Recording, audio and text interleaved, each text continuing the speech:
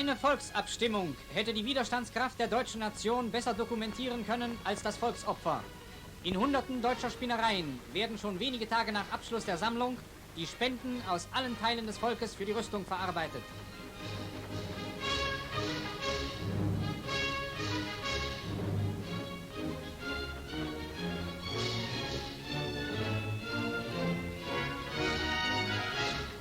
In dieser Weberei entstehen Wolldecken und Uniformstoffe für Wehrmacht und Volkssturm.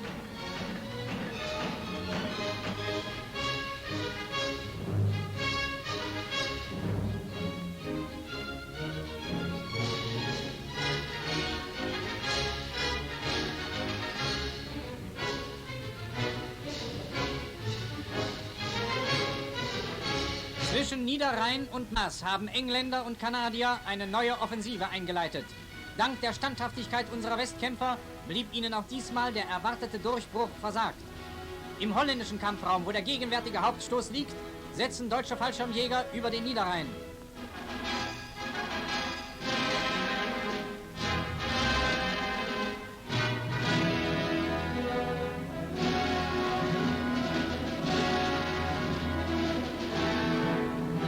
Unter heftigen Tieffliegerangriffen bezieht die Truppe neue Stellungen.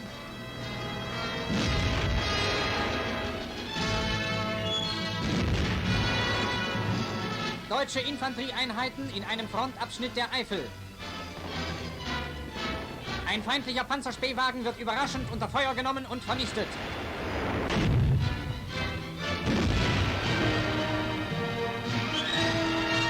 Zahlreiche abgeschossene englische und amerikanische Panzer zeugen immer wieder von der Härte der Kämpfe. Jedes Dorf in diesem Kampfraum ist ein Stützpunkt, der die Angreifer schwerste, blutige Verluste kostet. Unsere Grenadiere verteidigen auch hier jeden Meter Boden gegen eine hohe, zahlenmäßige und materielle Überlegenheit des Feindes bis zum Äußersten. Eine schwer umkämpfte Ortschaft im Hagenauer Forst. Die deutsche Bevölkerung folgt unmittelbar ihren Soldaten.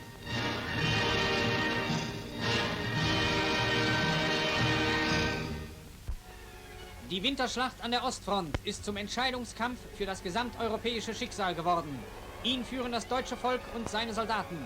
In eisigen Schneestürmen verteidigen deutsche Grenadiere ihre Brückenköpfe.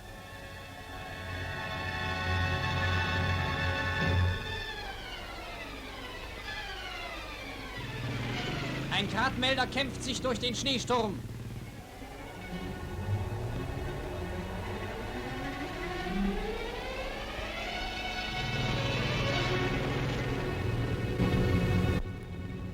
An der Schlacht um Ostpreußen haben die deutschen Seestreitkräfte starken Anteil.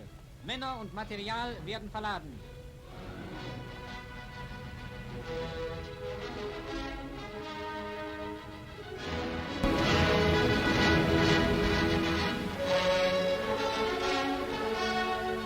Ein deutscher Geleitzug auf dem Marsch.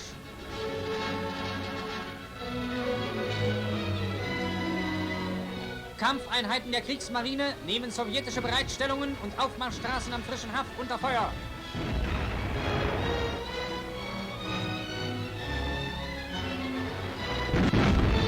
Salve auf Salve jagt aus den Geschützen aller Kaliber.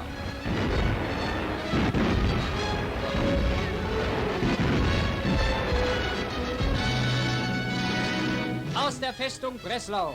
Die Hauptstadt des Gaues Schlesien bildet einen der Eckpfeiler gegen den bolschewistischen Ansturm. Breslaus Bevölkerung ist von ihrem Gauleiter aufgerufen worden, die Stadt bis zum Äußersten zu verteidigen. Mannesmut und Panzerfaust stoppen jeden Panzer.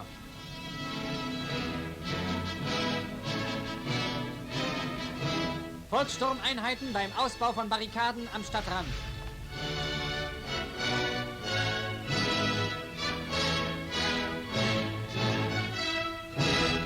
Gauleiter und Reichsverteidigungskommissar Hanke bei einer Besichtigung der Verteidigungsanlagen. Voller Vertrauen sehen die Verteidiger der Festung der Zukunft entgegen. Generaloberst Schörner, Oberbefehlshaber einer Heeresgruppe, im Gespräch mit Gauleiter Hanke.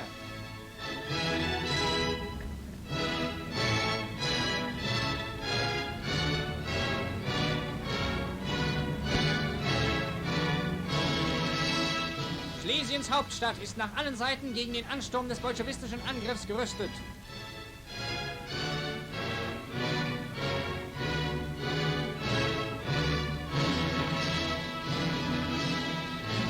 Pioniereinheiten bereiten die Oderübergänge zur Sprengung vor.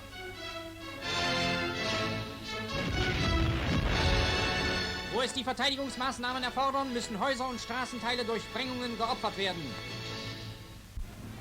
Aus dem Kampfraum Frankfurt-Küstrin. Auch die Oderstadt Frankfurt bildet einen wichtigen Eckpfeiler im mittleren Odergebiet.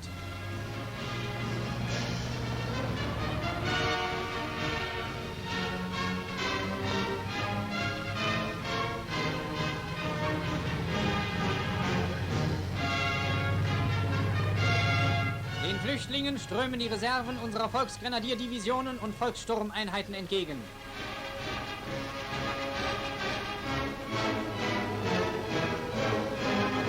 Volkssturmmänner werden auf einem Verladebahnhof mit modernsten Waffen versehen. Sturmgewehre und der vom Feinde gefürchtete Goliath werden von den Einheiten übernommen.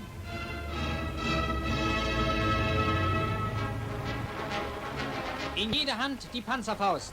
Unter diesem Motto beziehen die Verteidiger des Volkssturms die westlichen Oderdämme bis zum Eintreffen militärischer Reserven. In den 4 Wochen des ersten Ansturms verloren die Sowjets an die 8000 Panzer, mehr als 10.000 Fahrzeuge und Hunderte von Geschützen. Unsere aus dem Innern des Reiches anrollenden Reserven machen jeden weiteren Schritt der Bolschewisten nach Westen zu einem blutgetränkten Unternehmen.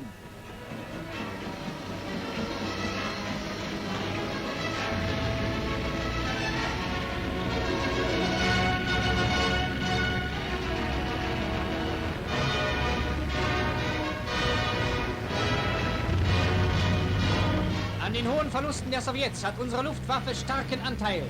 Schlachtflieger und Jäger fliegen auch bei schwierigen Wetterbedingungen gegen den Feind. Durch knietiefen Schlamm starten und landen die Flugzeugführer ihrer Maschinen. Hunderte von Flugzeugen bringen tagtäglich den Verteidigern der ostdeutschen Städte stärkste Entlastung.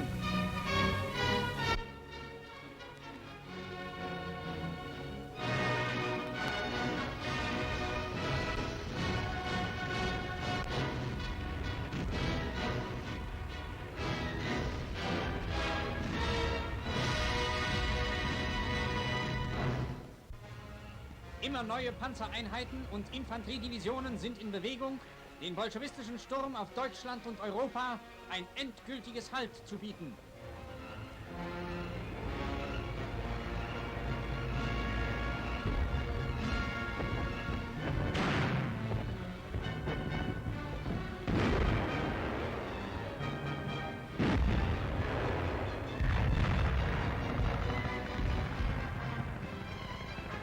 SS-Fallschirmjäger, die in einem Oder-Brückenkopf starke sowjetische Infanterieeinheiten zusammenschlugen.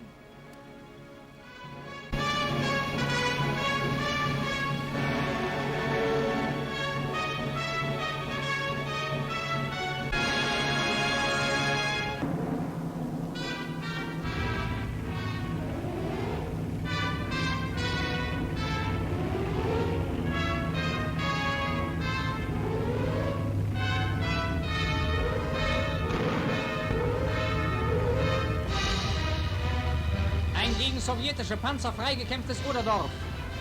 RAD-Flak im Kampf gegen eine feindliche Panzerspitze. Nebelwerfer nehmen aus einem Dorf heraus sowjetische Bereitstellungen unter Feuer. Infanterie sitzt auf und rollt mit Panzern und Sturmgeschützen nach vorn.